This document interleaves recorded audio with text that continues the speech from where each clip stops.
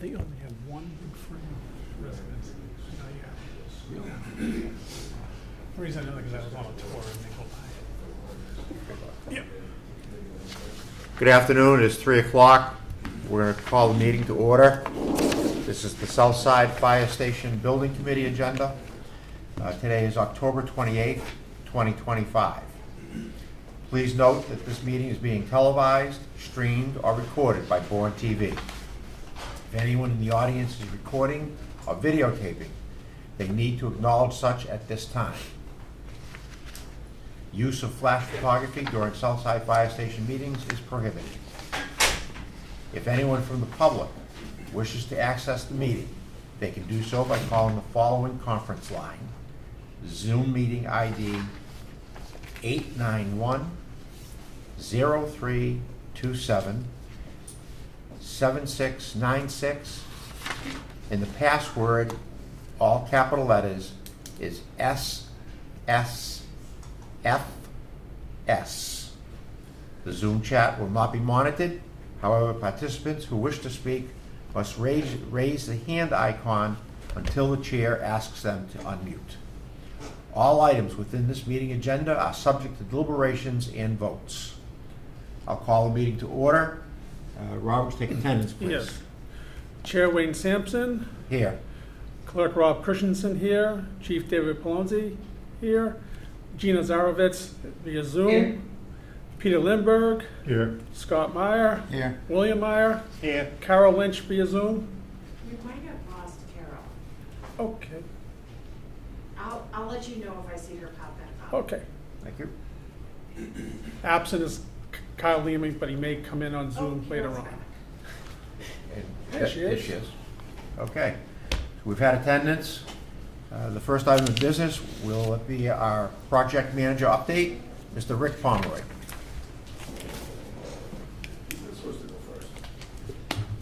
Good afternoon. It's nice to see everybody. So I have a packet that was distributed email, and then there's copies of it here if you'd like it. And as we get further into the project, that packet will get it'll give you more information every single month as we start really getting into this. But we had some very good progress over the month. I can't say we took a step back, but we took a breath in the middle of the month and revisited some of the schematic decisions that were made, and looked at some refinements. So we met a couple of times with the department and looking to make the plan even better. So the team from Secosio is going to present those this evening, and I think I had originally indicated to you that we're going to go through refinements as we go through the process, and we're going to continue tweaking it until we get the documents exactly the way it works for the department, and then and we'll go through that process, and we'll put our pen down when we get into construction document phase, when we're really making all the documents work. So we'll walk through that with the team. We've had a number of meetings. I think I described to you last month that we were going to go every other week with the design team, in the weeks in between, by owner items and with owner directly, to walk through any of the items that will require a lot of attention from the department and from the town. So that's been working quite well. We had an IT security alerting system meeting last week with Save Our Cities, who was a consultant of Secosio Associates. That was very informative. And it was almost like a lunch and learn. The consultant really wanted to understand how the department operated and how the town operated with their different systems. And they're going to come back to us with a recommendation for the station, and then we'll go through one or two more meetings to firm those up. But it was a very good first meeting, and we're looking forward to follow-ups. We've made contact with the equipment vendors for the decon equipment and the FCBA, the breathing apparatus equipment. So we're starting to get those quotes together, and we're going to be reaching out to various furniture vendors. We're ahead of it right now, but we want to stay ahead of it and get all. By the time we go out to bid, we'd like to have everything firm for all of our owner equipment. We also, during the month, bid out the hazardous material abatement. And you have the bid package here this evening to review, or for your information. We conducted a pre-con, or a pre-bid meeting with the consultants, and the bids were received last week. And we provided a bid report of what our recommendation would be. It's fairly simple. A low budget item. I think the low bid was about $25,000, kind of right around where we budgeted it when we advertised it, and then the bids went up from there.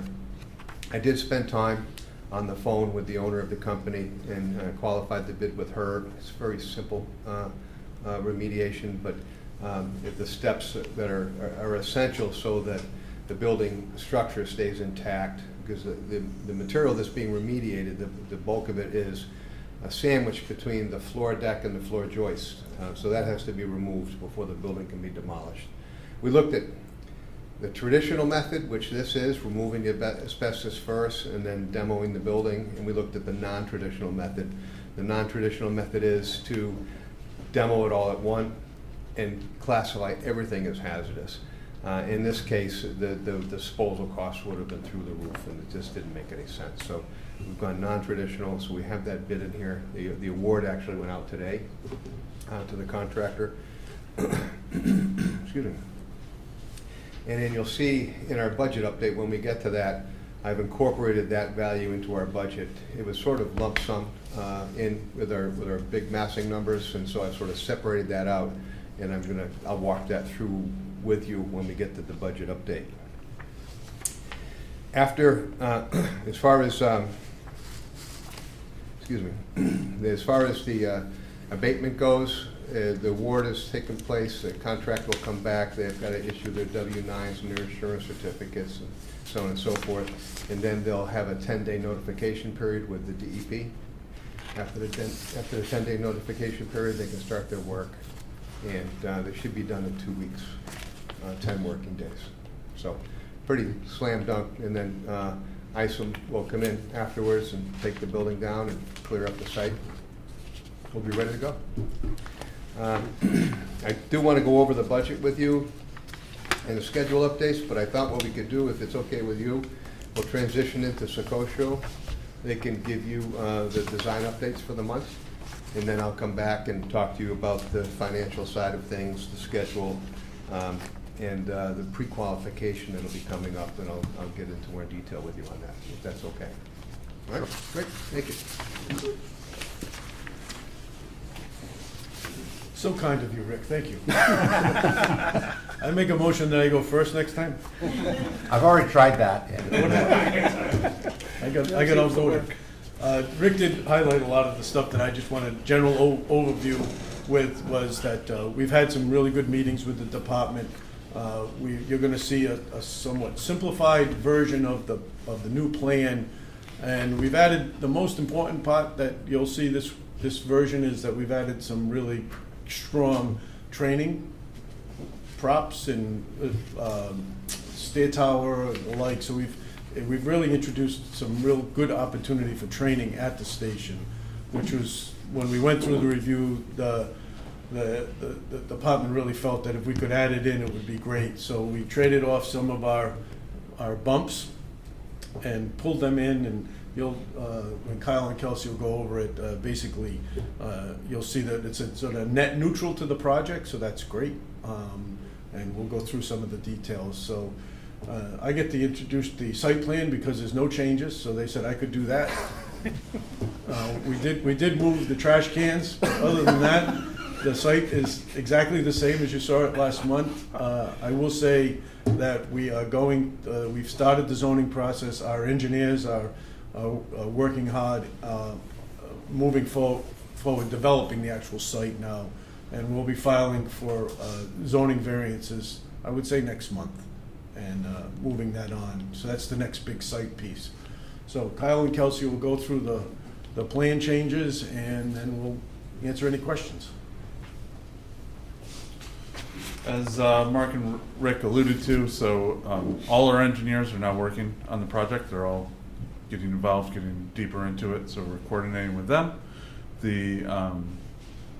we did have the meeting, I guess it was earlier this week or last week? Last week, with Save Our City. Went through security items and alerting and all that. That's a very in-depth, detailed piece, but it's important to the function of it, so it's good to have them on board and looking at that. Through all the conversations, really, as Mark said, has been focused on training. So overall, the layout really hasn't changed on either floor. You can flip through these. I'll let Kelsey do the detailed, but we're really going to focus, changes were based on being able to incorporate new and more ways that the department can train on site and give them some flexibility. Thank you. All right, so we've gotten bullet points, the major changes to the plans. So we alluded to this a bit earlier. Stair B, which is at the north or top of the page, extended up a level. So it now goes up 3 flights, and it has become a training stair. So there are training opportunities that are integrated into the stair in the means of basically access hatches on the exterior wall at all 3 of those levels. And additionally, there will we'll see it more later with the upper floors, but there's limited roof access through this stair as well. Both stair A and B extended out towards the bay a bit, so that just cleaned up some of the circulation. So this is the stair. Do we have a blow up of it later? No. So essentially, it was back at this face, so it just bumped up to this face. So the size difference isn't a big deal, but what it did is it actually gave that landing, went from like 4 feet to 6 feet. So now they have some more maneuverability on the landing. They can put more people on that landing. It gave us a little, some options to spread those stair landing heights out too, to give them, those hatches are at, residential level, commercial level, and a little more, variety in their training level. So it doesn't really affect the, didn't affect the plan, didn't affect inside. It was really about making it more accessible for training on the exterior. Although I would just add as well that in that exercise, we were able to eliminate the halls that were alongside of those stairs that were used for exterior access, because we were able to shift some of the runs so that there was enough headroom that our exterior doors could be underneath of that. So you have a long That run, first run. a landing, a short run, then the floor, a long run. So that kind of how it goes. What's gives it enough headroom to get underneath it. It made everything narrower, but it's a little longer. Yeah. And then this is definitely a notable change. So you'll notice that the wellness room and decon area have been swapped. Relocating the decon to the corner it's in now gave it a central location between the 2 stairs. And so that wellness is now basically underneath the day room that's on the 2nd floor.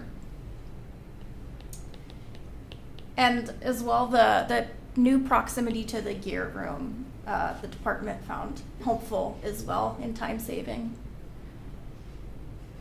The other stuff is more minor. So with this new plan, we combined equipment storage and the maintenance room all into one room, which you'll see to the left of wellness. Thank you. Additionally, at the front where we have the office conference room area and watch room, that area is all an open plan now, rather than being separate enclosed rooms. So we've created a real, I know we're calling it a day room upstairs, but this is their day space. They can do reports down there. They can spend their time during the day closer to the apparatus, closer to the washroom. It's really more of a community, fire department community space that they can relax in, get to work, daily work done. So they're not always upstairs, they're down more closer to the apparatus, closer to where public may be coming in during the day. So it's really more about multi-function in that space. You know, how they can use it for training and how they can also use it as a space to be in and be comfortable in during the day and not end up upstairs away from everything. So I think I just realized one other thing I should note here. So because the wellness room moved, the patio would be moved as well. So I think that was the only change. I was supposed to say that about Like, the that's okay, that's okay. And then we were considering at the, there's nothing drafted just yet, but the northeast corner, there would be potentially an outdoor training area as well, which we will explore more in the future. I think that's it for that slide, yeah, thank you. Okay, let's see. So the server room moved up to the second floor, and that just really allowed us to play a bit more with the office spaces that were on the ground floor. So at the moment, it is in that wing with the bunks. Yes. Other than that, so we reduced the square footages of the bathrooms and laundry rooms. And what this allowed us to do was, so this is also a change from last time. That northernmost bunk is now an additional officer's bunk. So to do that, we had to squeeze some of the other rooms in slightly so that it could be the same square footage as the other bunk, which is larger than the standard bunks. And the bathrooms and laundry room in turn became much more efficient and a little bit less cavernous. Yeah, that change, well, we really reduced square footage that was unnecessary. We worked on relaying out the bathrooms to make them more efficient. And we really gained that square footage. It was probably better for the bathrooms than having it where it was before, so. Yeah.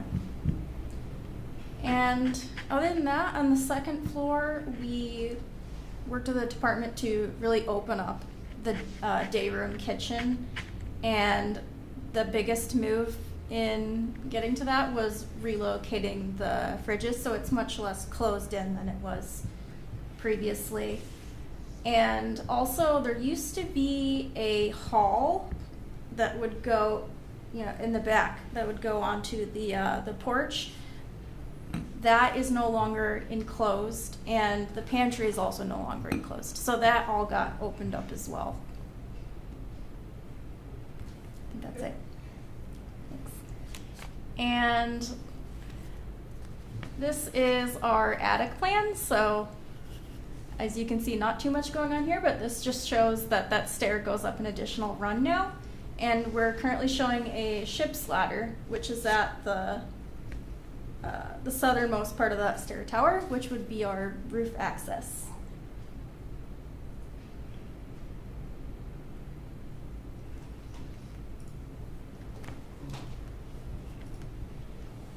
Thank you.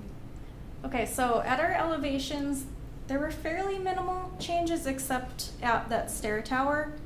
We did remove and relocate some windows that just came with some of these plan shifts that we were doing.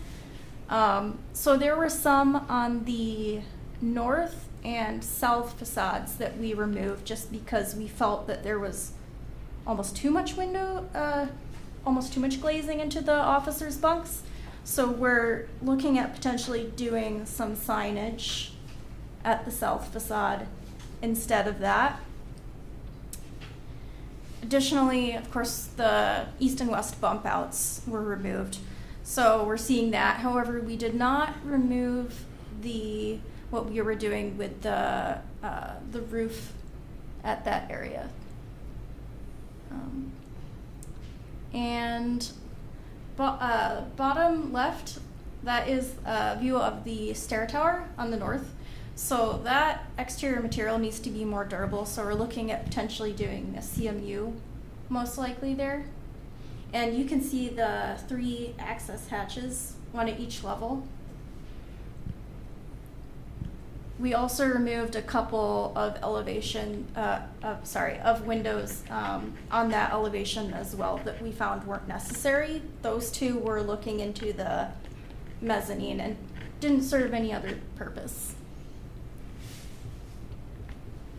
That's So pretty the much it. stair Oh, tower sorry. stays within the footprint of the building. You know, we tried to make this fit in as much as we could, but it's really a functional piece, so it does stand out, but we also don't think, unless you're behind the fire station, you're never gonna see this in any ways. And it does allow for more convenient access for the roof if you ever have to get up there. There's gonna be limited to no equipment up there, so, but this makes for, the other option was we were gonna have to get into the attic somehow, get over under the roof and get up, so this makes it much easier if access up there is needed.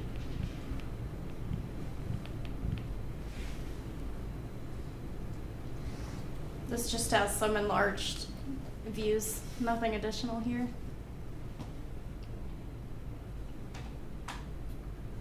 Okay. Okay, so two comments.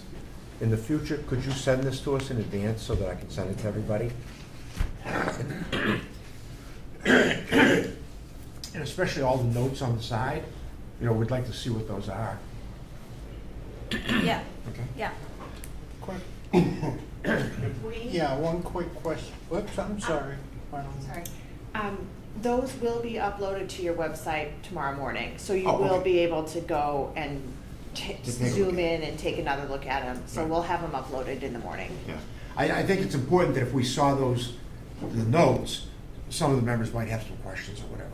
Yeah, they're really, other than the stair tower, it's relatively subtle changes that you can really overlook. But it's really more about now working with the department to enhance flow. Moving the decon was really about their operation on a daily basis, come back, be able to clean and then get back into service as efficiently as possible. Sure. The physical size of the bunk rooms, do you have those figures? The standard ones, I believe, are 10 by 12'6", I think. 9. 9 by 12, yeah. Roughly 9 by 11. Oh, I think it depends on if you're including the storage or not. So they're just big enough. You won't feel claustrophobic? No, we've done, many of them this size now, and we get good feedback. So they're not intended to have, they're intended to discourage people from hanging out in them. So they're big enough that you can move around in them if somebody has a phone call or wants to be away, but they're not inviting so that staff are in them all the time. So they're not big enough to encourage people to hang out apart from each other. The idea is that they hang out in the day room, they hang out together, but it's still big enough you can move around. And as Mark said, we've done the exact same size many times. All fire departments have, there's always the one guy that's 6'8" and 325, and we've never really had a complaint with the size of the room.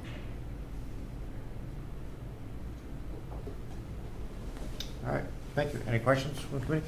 No. Good. Thank you. Made, although subtle, but very good progress. It really emphasized that. Important to note the engagement of the department, and it's been a good tweak, and I think the chief probably can speak and everyone that they're good subtle changes, but I think that the plan is better, even though we don't have bumps, but it's still good. Yeah, excellent feedback and dynamics between the group, so it's good. Thank you. The next item I'd like to go over with you is the budget update, which is Yes. this sheet right here. with the highlighted yellow. And what we'll do on a monthly basis is report back to you and recommend to you budget modifications. And the budget modifications, generally, we like to track them and make sure that on a monthly basis, we understand exactly how our budget has changed. And our goal is never to exceed our budget, we never will, but at the same time, it makes sense to make adjustments when appropriate. So I'd like to walk through a couple adjustments for you, or with you. The first one is line 2A, hazmat remediation. And we've rolled that number, we're rolling that number out as a separate line item now that we have a bid in hand. The bid in hand was about $25,000. I'm recommending that we populate with $30,000. With hazardous material remediation, you never really know what you're getting into until you get into it. So that'll give us a little bit of a buffer. So what I'm recommending we do is we create this is a new line item, hazmat remediation, for $30,000. So as you'll see, we started with a zero line item for that. We're populating that column, and our ending value as of today would be $30,000. I'll just roll through all of them for you. The next item is line 4, the fuel depot. This station will not have a fuel depot. They'll be utilizing the services at ISOM. And so what we're recommending is that we credit out that line item. There was $200,000 carried there. So I'm recommending that we credit that out to a zero line, to a zero. And so the net difference between the add of $30,000 and the credit of $200,000 is a credit of $170,000. So what I'm recommending is that we take that credit of $170,000, we roll it into our contingency, hard cost contingency, which is line 56 down below.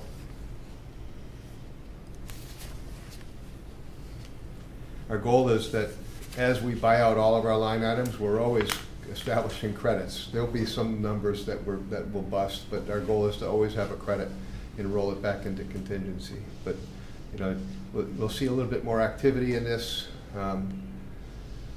when we start purchasing our equipment, you know, the owner's equipment, and most certainly when we get our general bid in, we'll make adjustments to that, and as we start closing out items as we move along. But the net result is at the end of the project, you and finance has a running track record of every adjustment that's been made on a monthly basis from the beginning to the end of the project.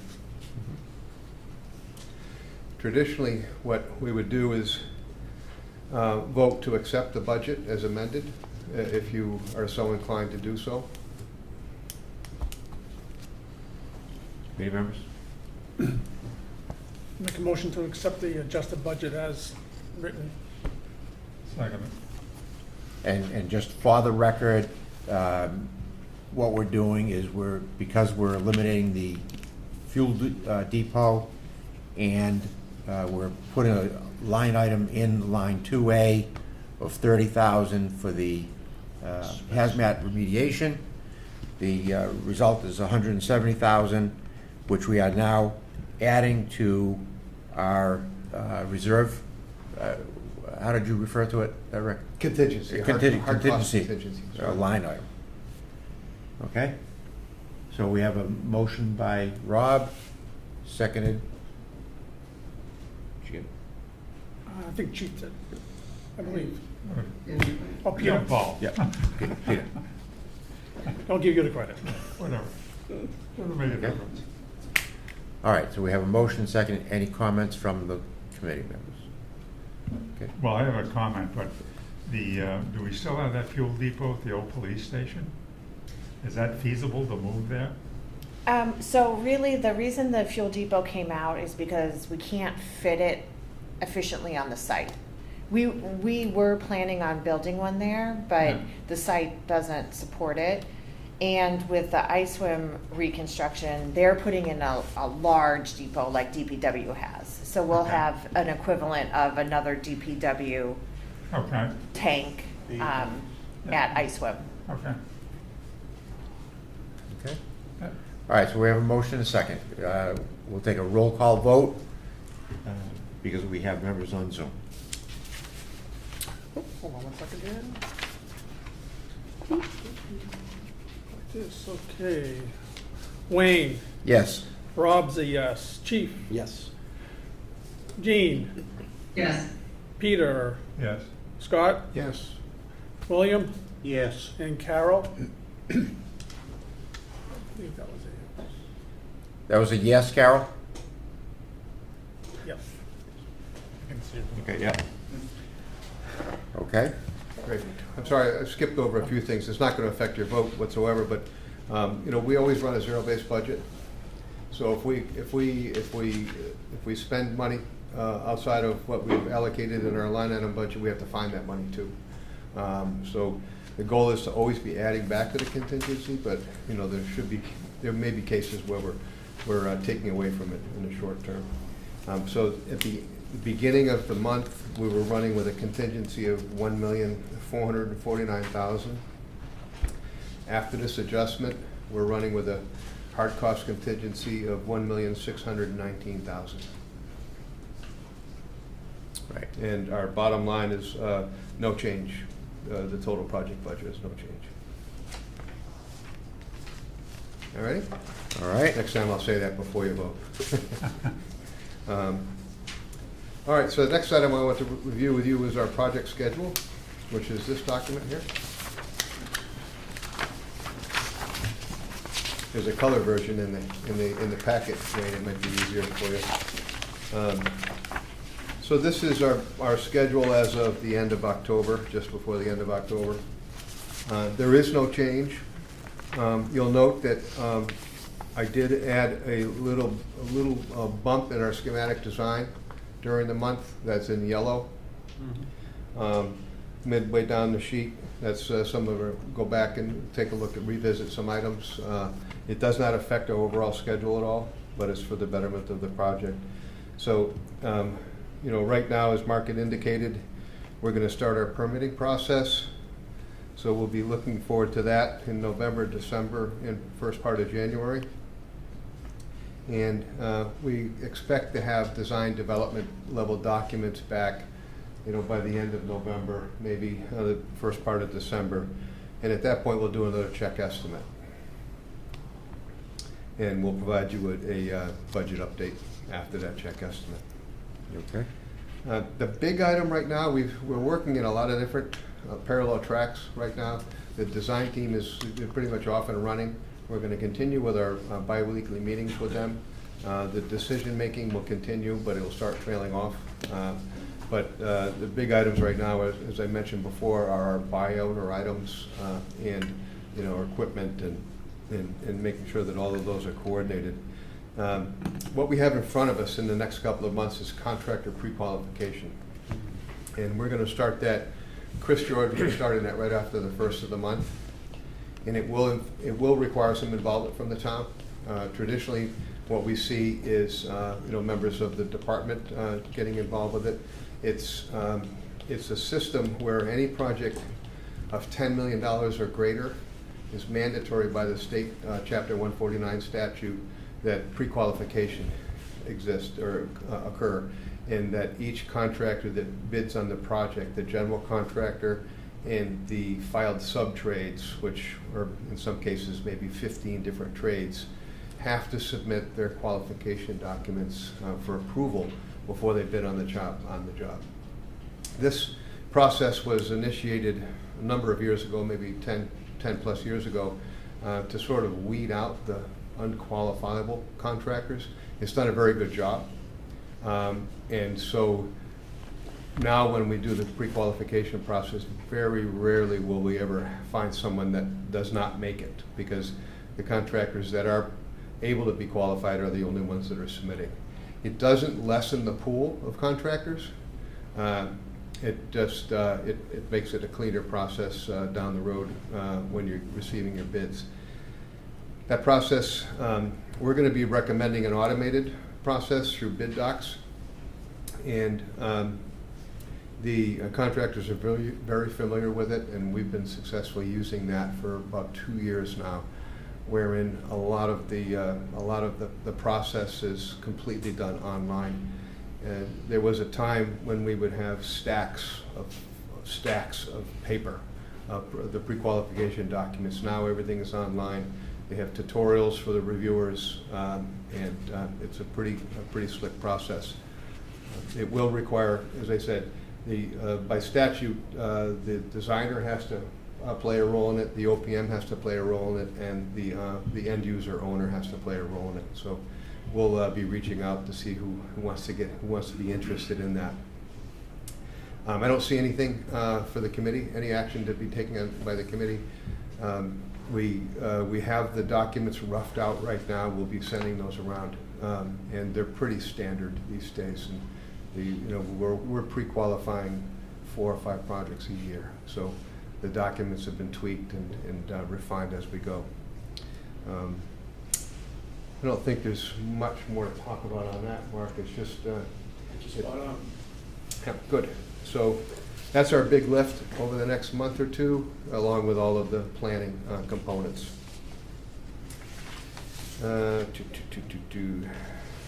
That's about it, other than one invoice. Everybody's working, but no one's submitting invoices. Unless you have any questions. No, why don't you just explain the invoice while you have it, while you have the floor? Yeah, we have one invoice from Axiom. They are the town's hazardous material consultant. And it's for doing a foundation dam proofing testing. They came in the beginning of last month and did that, or this month, I guess, just to make sure that we didn't find out when we were tearing down the building that we had an issue there. The invoice number is 21693. It is for a total of $943.20, and it's been approved by the owner's project manager. And these funds are coming from the amount allocated for the entire building. Okay. All right. Thank you, sir. Anything else? That's it. All right. Town administrators report. Everything I have has been covered, Yeah, you got to do it like it. but I'm I'm happy sorry. to, if there's any questions, I'm happy to answer them or track down the answers. Do we have to vote on this? I'm going to do it when I get to it on the agenda. It's fine. Yeah. My apology on that. No problem. Gotcha. Okay. Any questions for the town administrator? No. Chief, anything for you to report? Well, I think the design team covered most of everything. Just as far as like kind of how we got to where we got with everything. As you know, Joe Carrera, the assistant chief, attended a conference last month and brought back a lot of great ideas. He was actually partnered up with a architect, I think, and they looked at our plans for free, basically, and kind of went over everything. So that gave him a lot of the changes that they mentioned on the first floor with the workflow and that. And then Deputy Lima, who's actually on the call now, Assistant Chief Kerr, and I went and toured a couple of fire stations in the area, Brewster and Plymouth stations 4 and 7, to kind of get some insight into what they did, and that's where that tower came from. Brewster did that. They have a completely standalone, separate tower, which I would love to have, but seeing as how we're tight already, we made this work here, and that's going to give us an excellent training capability, which will help us towards our ISO rating as well. So I think the station's really dialed in now, and we've been meeting, like they said, and I think we are really on with this, psyched. So Okay. Great.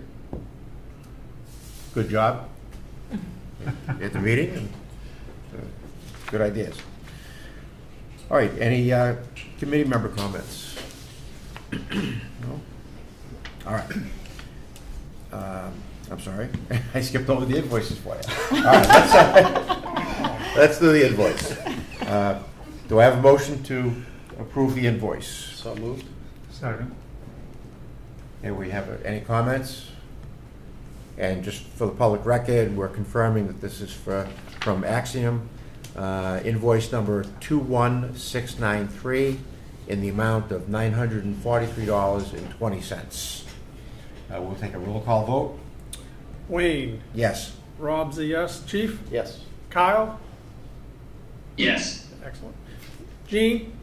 Yes. Peter? Yes. Scott? Yes. William? Yes. And Carol? Yes. Unanimous? Yes. Okay, so Motion we have- passes unanimously. Passes unanimously. Okay, the next item on the agenda is number 9, approval of the prior minutes from September 23rd, 2025. Do we have a motion? So moved. By Peter? Second. Second. William? Okay. Any discussion?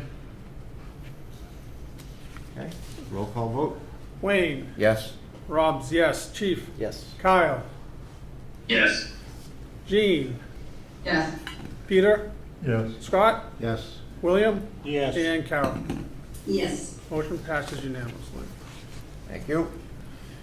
Okay, number, I'm sorry, was there a comment? No. Okay. For the next meeting dates, I just updated our agenda notices for November, December, and January. Again, we talked about this before. If you want to move the date in December, we can talk about it next month. Again, it's December 23rd. Okay, if there's anything else to come before the committee, we'll take a motion to adjourn. So moved. Second. And vote. Wayne, Yes. Rob's yes. Chief? Yes. Kyle? Yes. Gene? Yes. Peter? Yes. Scott? Yes. William? Yes. Carol? Yes. Motion passes unanimously. We are adjourned. Thank you, everyone. I'll let you Thank know you. about next week. Yeah, okay. All right.